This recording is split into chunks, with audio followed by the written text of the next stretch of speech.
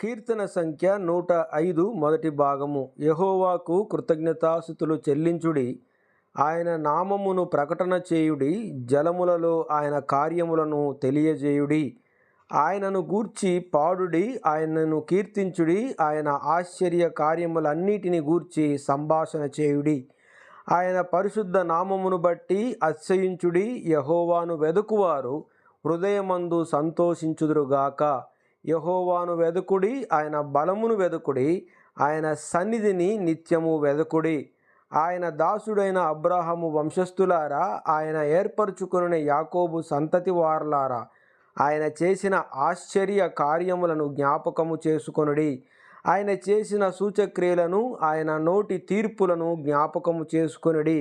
ఆయన మన దేవుడైన యెహోవా, ఆయన తీర్పులు భూమి అందంతటా జరుగుచున్నవి. తాను సెలవిచ్చిన మాటను 1000 తరముల వరకు, అబ్రహాముతో తాను చేసిన నిబంధనను, ఇస్సాకుతో తాను చేసిన ప్రమాణమును నిత్యము ఆయన జ్ఞాపకము చేసుకొనును. వారి సంఖ్య కొద్దిగా నుండగను, ఆ కొద్ది మంది ఆ దేశమందు పరదేశులై ఉండగను. కొలవబడిన స్వాస్యముగా కనాను దేశమును మీకిచ్చెదనని ఆయన సెలవిచ్చెను.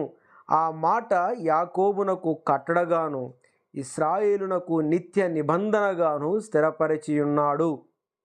వారు జనము నుండి జనమునకు, ఒక రాజ్యము నుండి మరొక రాజ్యమునకు తిరుగులాడుచుండగా, నేను అభిషేకించిన వారిని ముట్టకూడదనియు, నా ప్రవక్తలకు కీడు చేయకూడదనియు ఆయన ఆజ్ఞ ఇచ్చి, ఆయన ఎవరినైనను వారికి హింస చేయనీయలేదు.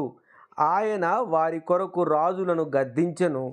దేశము మీదికి ఆయన కరువు రప్పించెను.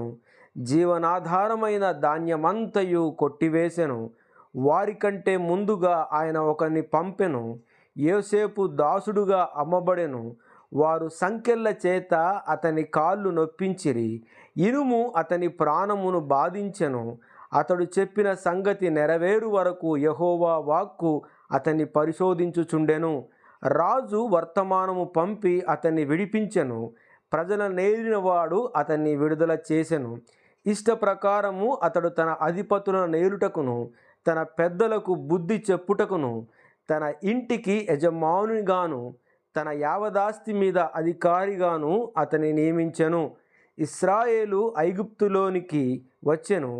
యాకోబు హాము దేశమందు పరదేశిగా నుండెను. ఆయన తన ప్రజలకు బహు సంతాన వృద్ధి కలుగజేసెను. వారి విరోధుల కంటే వారికి అధిక బలము దయచేసెను.